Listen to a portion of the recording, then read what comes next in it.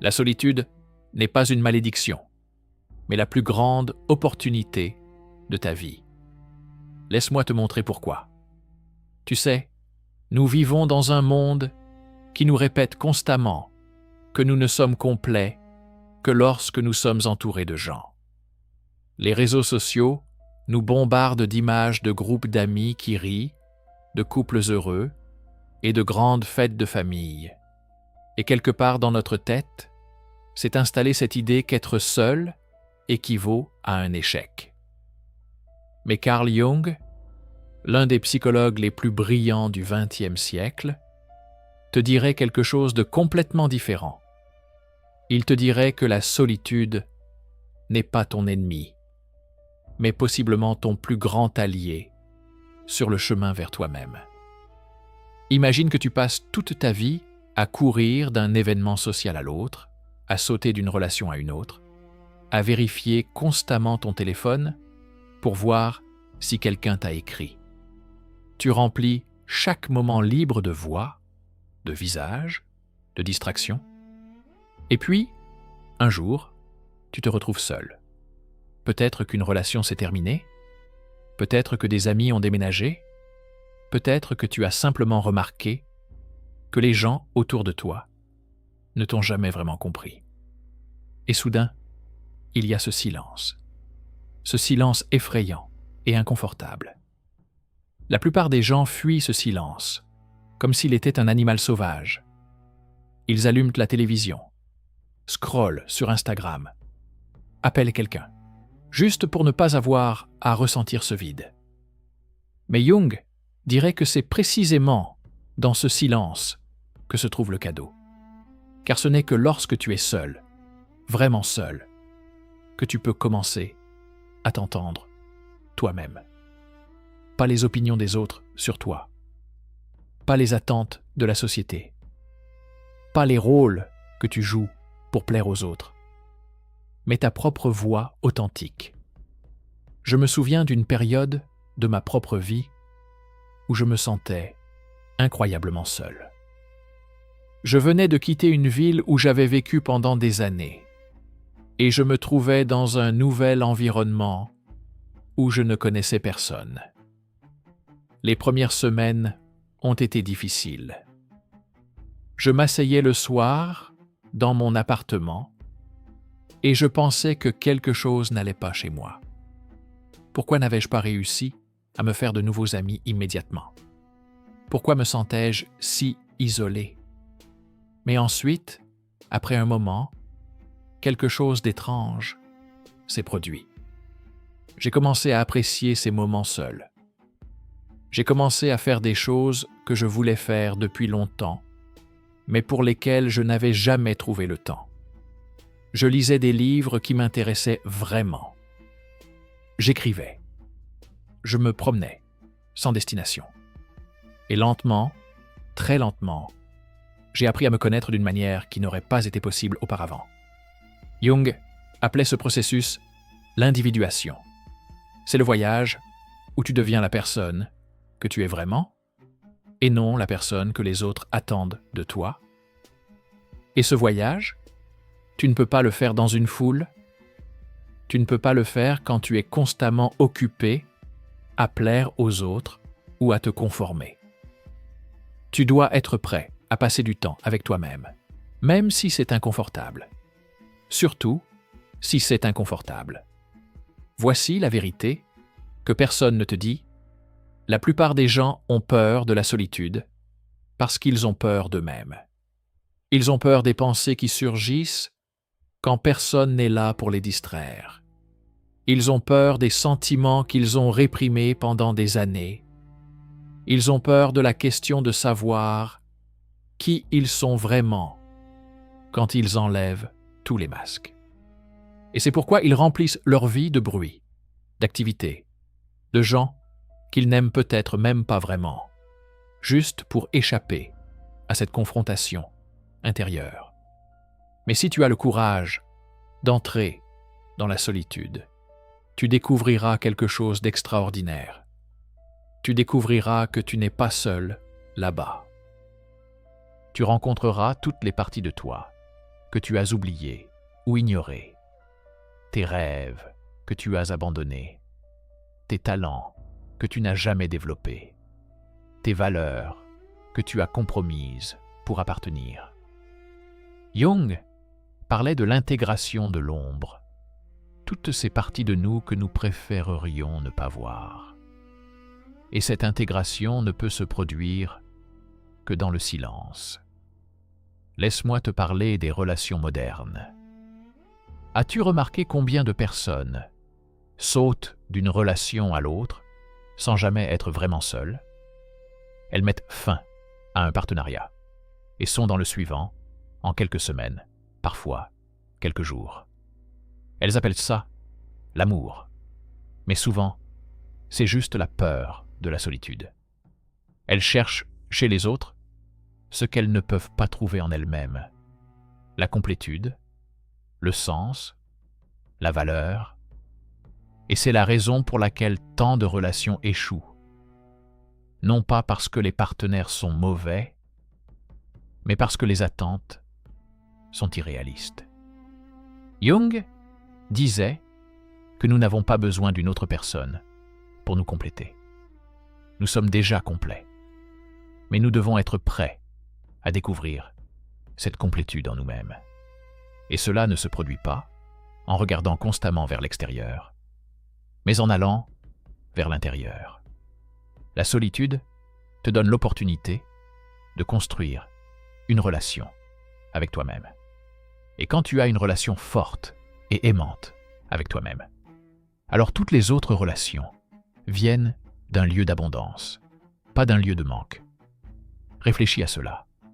Si tu peux être heureux seul, si tu peux apprécier ta propre compagnie, alors tu n'as besoin de personne pour te sauver ou te compléter. Tu peux inviter des gens dans ta vie parce que tu les apprécies vraiment, pas parce que tu as besoin d'eux pour combler ton vide intérieur. Cela change tout. Tu cesseras de t'accrocher aux gens qui ne te font pas du bien. Tu cesseras de te plier juste pour être aimé. Tu commenceras à établir des limites et à prendre tes propres besoins au sérieux. Et voici le paradoxe.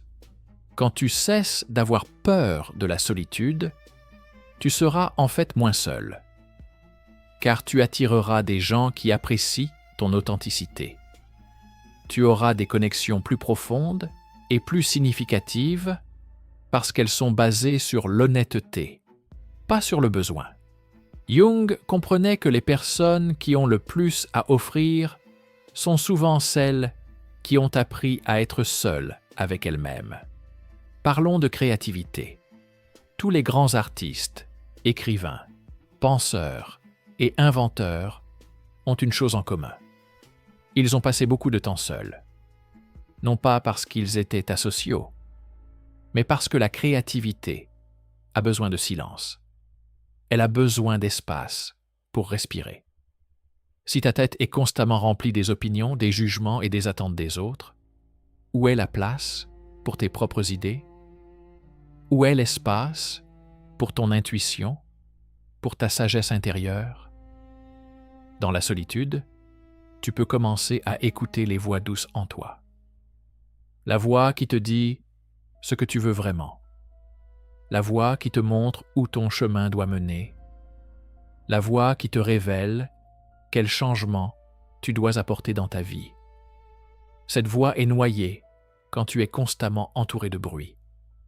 Mais dans le silence, elle devient claire et distincte.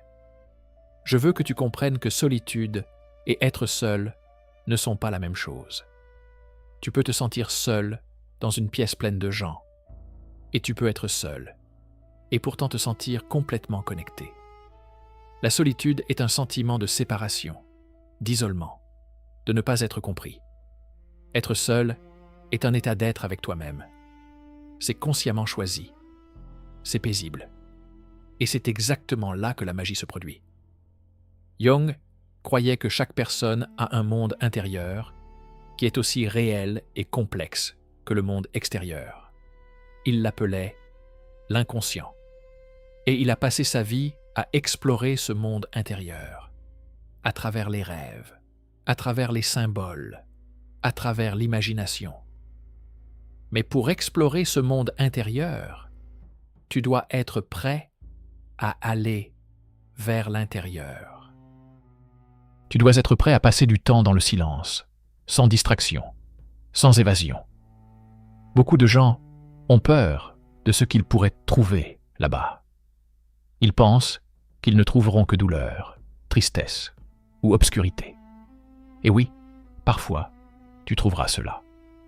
Mais tu trouveras aussi de la beauté. Tu trouveras de la force. Tu trouveras une sagesse dont tu ne savais pas que tu la possédais. Tu découvriras la partie de toi que Jung appelait le soi, le véritable centre authentique de ton être. Voici un exercice pratique que tu peux essayer. Prends-toi 20 minutes chaque jour où tu es complètement seul. Pas de téléphone, pas de télévision, pas de musique, pas de distraction. Assieds-toi simplement et sois avec toi-même. Au début, cela te semblera probablement étrange. Ton esprit essaiera de t'occuper. Il te dira que tu devrais faire quelque chose de plus productif. Il te rappellera toutes les choses que tu dois faire. Mais persévère. Respire. Observe tes pensées sans les suivre. Et lentement, tu commenceras à te sentir à l'aise dans ce silence. C'est comme un muscle que tu dois entraîner. Plus tu passes ce temps avec toi-même, plus ta capacité à être seul devient forte, et moins tu auras besoin de la validation et de la distraction constante de l'extérieur. Tu commenceras à devenir ta propre source de calme, de joie, d'inspiration. Jung a dit un jour que la plus grande tâche d'une personne est de poursuivre le sens de sa vie. Mais comment peux-tu trouver le sens de ta vie si tu ne t'arrêtes jamais pour y réfléchir? Comment peux-tu comprendre ce qui est vraiment important pour toi si tu n'as jamais l'occasion de te demander « Qu'est-ce que je veux vraiment? Qu'est-ce qui me rend vivant? Quelle est ma vérité ?» La société ne te donnera pas ces réponses. Ta famille ne te donnera pas ces réponses. Tes amis ne te donneront pas ces réponses. La seule personne qui connaît ces réponses, c'est toi-même. Mais tu dois être prêt à demander. Et tu dois être prêt à écouter. Et tu ne peux faire cela que dans la solitude. Je sais que cela peut être effrayant. Je sais que notre culture nous a appris à voir la solitude comme quelque chose de négatif, comme quelque chose à éviter. Mais et si nous inversions cela? Et si nous voyions la solitude comme un cadeau, comme une opportunité, comme une invitation à rentrer chez soi? Rentrer chez toi-même. Tu n'as pas besoin de passer chaque soirée seul. Tu n'as pas besoin de devenir un ermite. Mais tu devrais développer la capacité d'être seul avec toi-même sans te sentir mal à l'aise. Tu devrais apprendre à apprécier ta propre compagnie. Car si tu peux faire cela, tu es libre. Tu n'es plus dépendant de la validation des autres. Tu n'es plus piégé dans des relations toxiques juste parce que tu as peur d'être seul. Tu peux choisir qui a le droit d'être dans ta vie en fonction de ce qu'ils ajoutent, pas de ce qu'ils comblent. Et voici quelque chose d'autre d'important. La solitude t'enseigne la compassion. Quand tu passes du temps avec toi-même, quand tu apprends à connaître tes propres luttes, peurs et faiblesses, tu deviens aussi plus compréhensif envers les autres. Tu reconnaîtras que chaque personne mène ses propres batailles. Tu jugeras moins et accepteras plus. Tu reconnaîtras que nous sommes tous simplement des humains qui essayons de faire de notre mieux. Jung parlait souvent du fait que le chemin vers l'individuation n'est pas facile. Ce n'est pas un sentier droit. Il y a des revers, des doutes, des nuits obscures de l'âme. Mais c'est le seul chemin qui te mène à la véritable liberté. Et une grande partie de ce chemin consiste à apprendre à être seul avec toi-même, non pas par peur ou par évitement, mais par force et par amour de soi.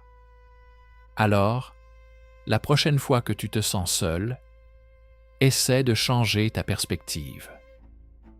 Demande-toi, qu'est-ce que cette solitude essaie de me montrer?